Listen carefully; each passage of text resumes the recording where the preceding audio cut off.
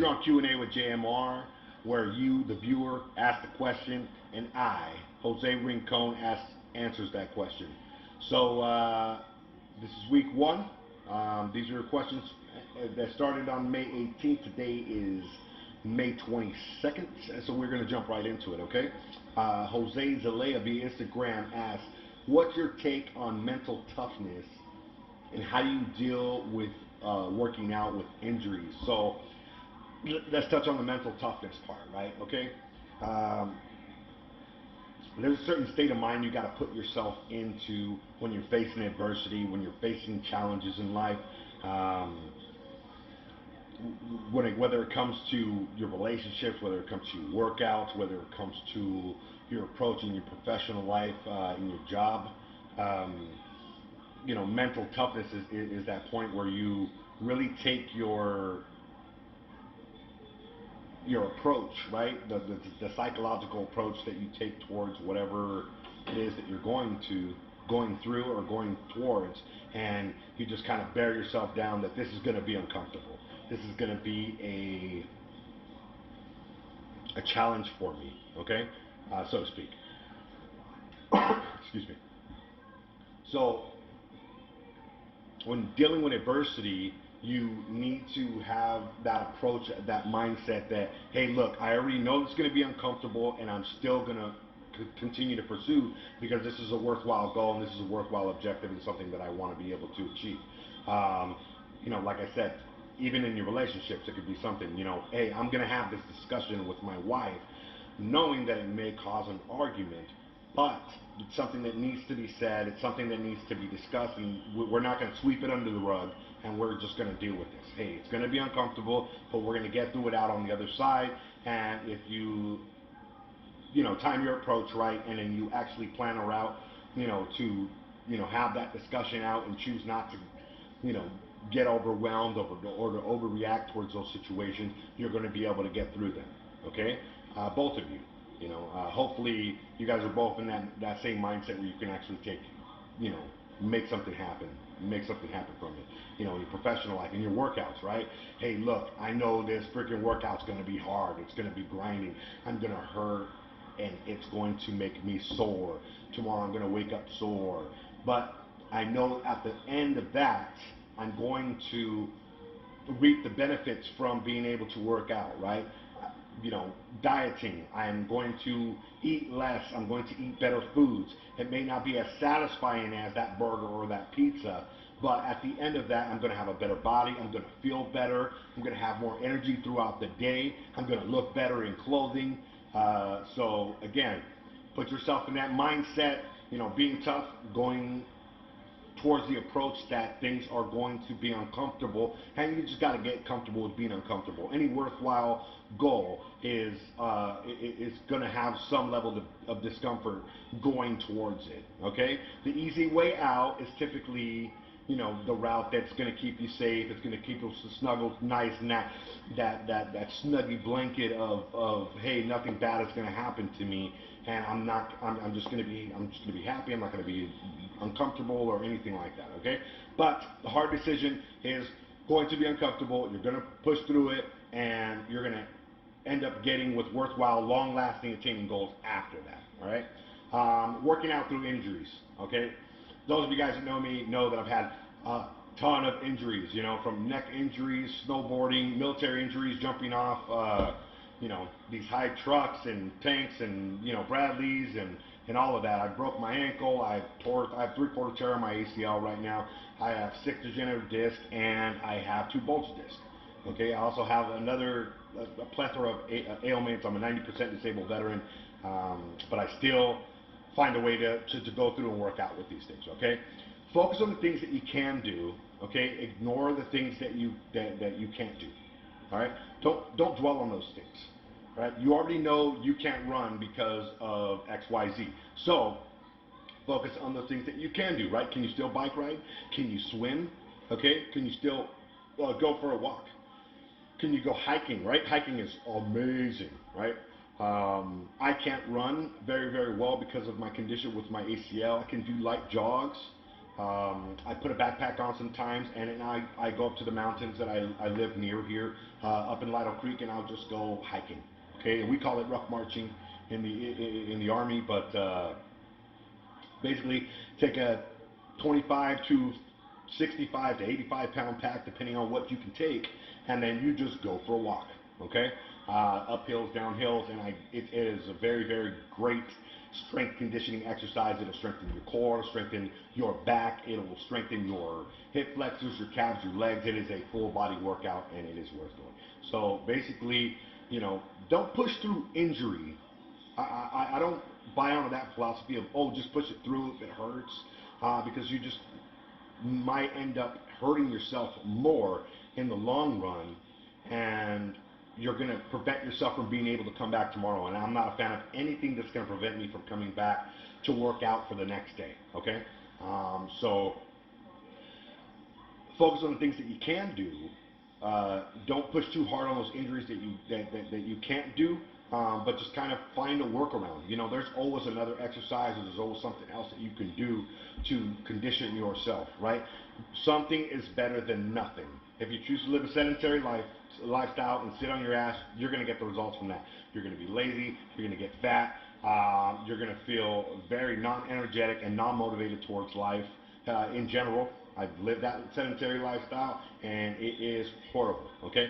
And I've been on the flip side of that, where I am like I am now. I'm super energetic.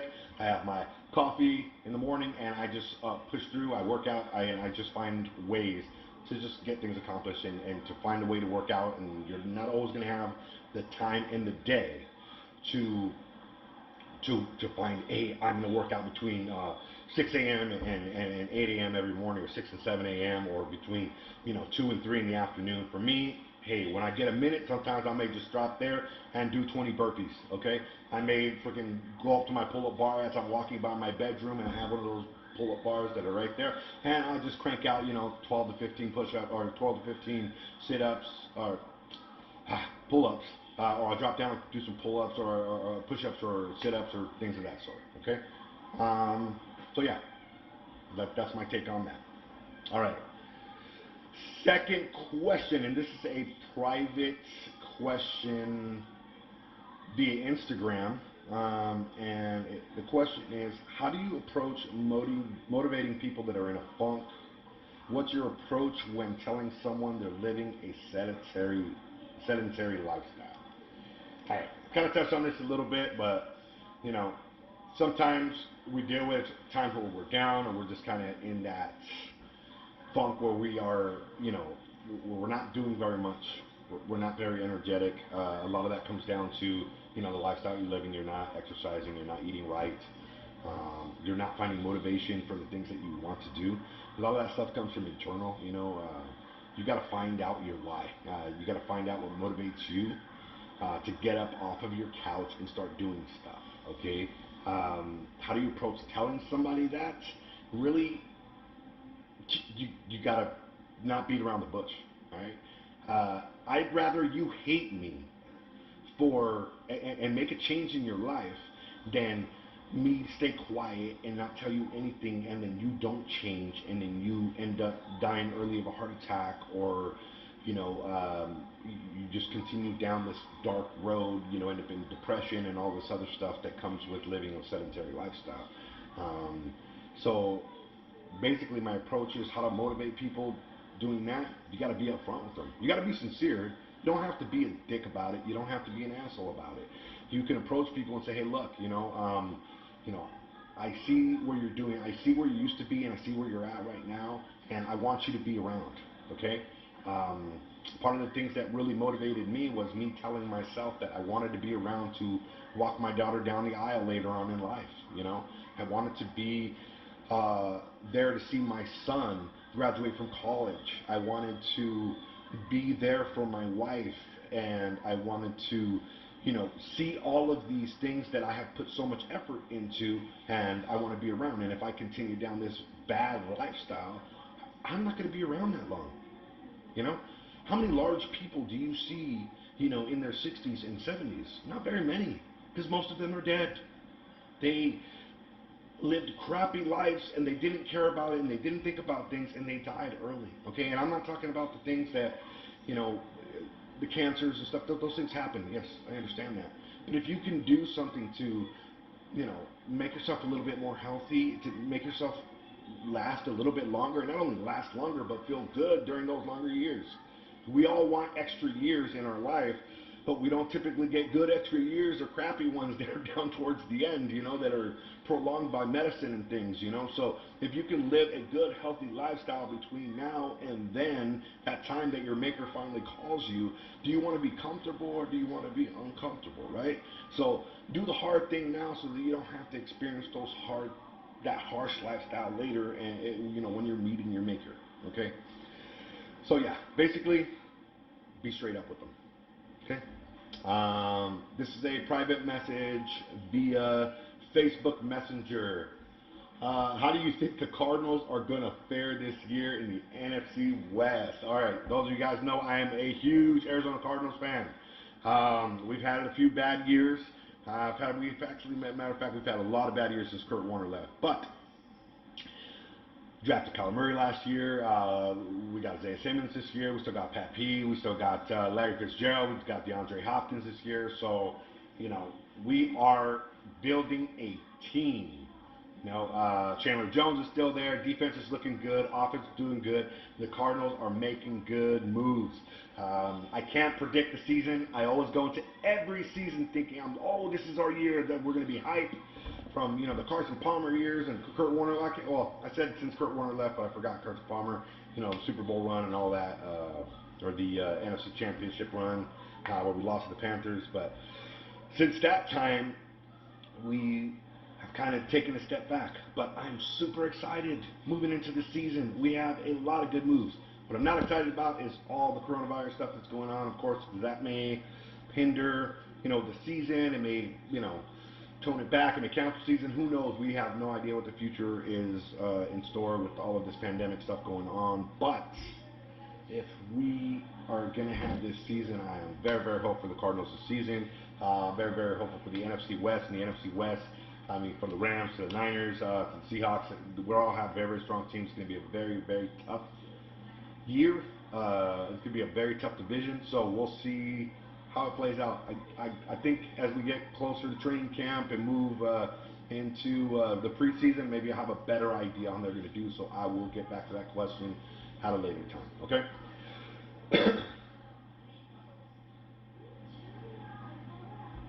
Private message via Facebook Messenger. How long have you served in the military? Have you ever deployed overseas? And what is your job in the military? Okay, so I've been in the United States Army roughly 18 years now. Served in the military 18 years. It'll be 18 years actually this November. We're in May, so we're going there. 17 and a half years that I've been in the military. I started off as an infantryman. Um, I served about 8 years in the infantry. Yes, I did deploy to a combat theater as an infantryman. I had some very good times and very bad times during that time frame. First deployment was to Egypt. All my overseas deployments were to the Middle East, so the first one was to Egypt. It's a pretty fun deployment. Had some pretty tough times, but I was a private, so it explains that, you know. I was a team leader in Iraq. We led a fire team, an infantry fire team, and I had a bunch of group guys, a good group of guys that I was with. Skull Crushers, boom boom. See you guys out there. Hi, sweetheart. So yeah, there goes that. I'm not gonna talk about my time in Iraq and all of that. Yes, I have been in the military for considerable amount of time. I did reclass to CBRN, which is chemical, biological, radiological, and nuclear, which I currently serve in a California Army National Guard chemical unit. So, and that's the 140th Chemical Company. Good group. Probably one of the best group of people that I have had the honor to serve with. Very good leadership, where I've served under some pretty toxic leadership before in the past. These guys, they have the ability to just kind of build on each other, and learn from the mistakes from previous commanders and the NCOs in the unit. We have a very, very good, strong group of NCOs. That's your supervisor corps for you civilians out there who may not understand that. Um, but yeah, we have a good group of people. And in each new command team seems to get better and better and just build off the last one.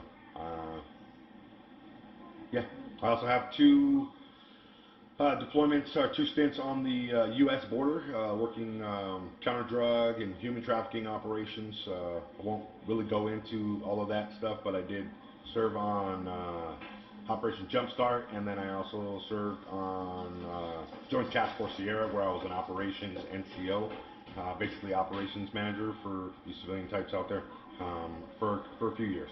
Okay, so I have to think a total of about a little bit over 3 years on the border, and a little bit over 2.5 years overseas in the Middle East. I also served some time as a recruiter. Um, that was not fun. Don't ever want to do it again. Uh, Although I did good, don't ever want to go back to that lifestyle. Very, very stressful, the recruiters. All right, moving on to the next question, and this is the last question, okay?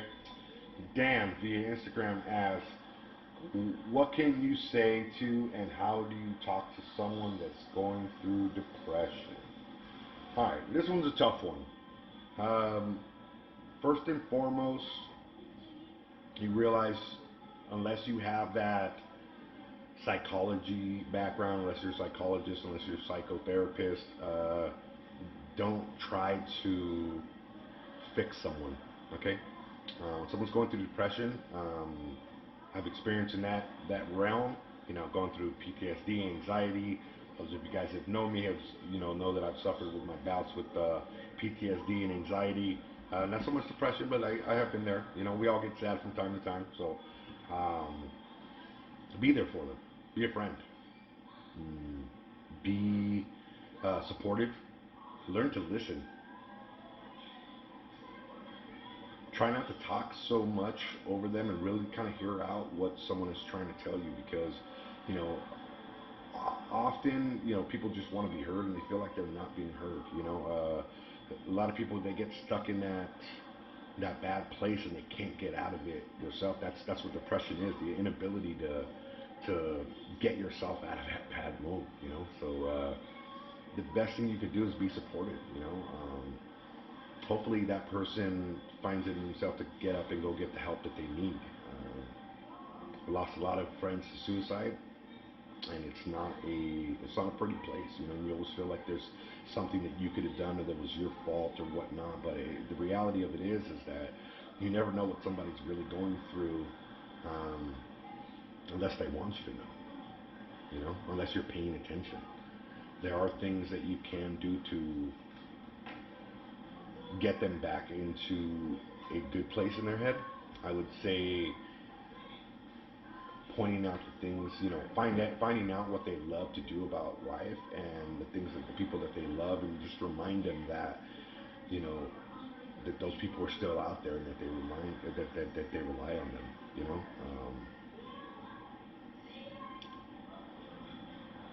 just don't try to fix anybody. You're not there to fix that person. You know, Again, just be supportive, be loving, be a friend. A real friend is going to sit there, they're going to listen. They're not going to try to tell you, oh, what you need to do is this. What you just need to stop. You just need to stop thinking about that. You just need to get up and just be positive about things. And I get that. And I say those things sometimes, and I think that's more my ego getting in the way. Um, all bullshit aside, I have some people in my life to deal with that have really hard depressions, and you know, I try to learn them. I try to figure out exactly what it is that they're down on, and I just try to reassure them that I'm there for them, and that I'm going to be a friend to them, and that I'm going to be loving to them, and that I'm going to be there for them no matter what. So show love more than you show the ability to, or your want and yearning to want to fix that person. I know, especially guys, we have that problem of like, oh, we just want to fix things, and unfortunately, it doesn't always work that way. So just be supportive of them, show them love, show them care, show them nurturing, and don't be judgmental, because you may find yourself in that place one day, and then you're gonna look back and you're like, oh man, I was horrible to this person because they were just in a bad place, and I told them the wrong things, and I wish somebody would tell me the right things right now. So just just think about those things. All right. All right, folks. So that concludes our Q&A for this week. I think we're about 20 minutes in, which is fairly good. So I'll answer another, couple of questions. This in a couple of weeks, I'll put out another filler video for to request for some content at any time that you want. You can contact me on any of my social media platforms. You could put your comment in the comment section, or you could send me a DM asking me a question, and when I do this next Q&A, I will try to pick out those questions that may be able to relate to not just you, the viewer who asked the question, but to other viewers that may want to hear that same answer, who may be going through something similar. Okay. You guys stay motivated, stay frosty, and I will see you guys next time. Deuces.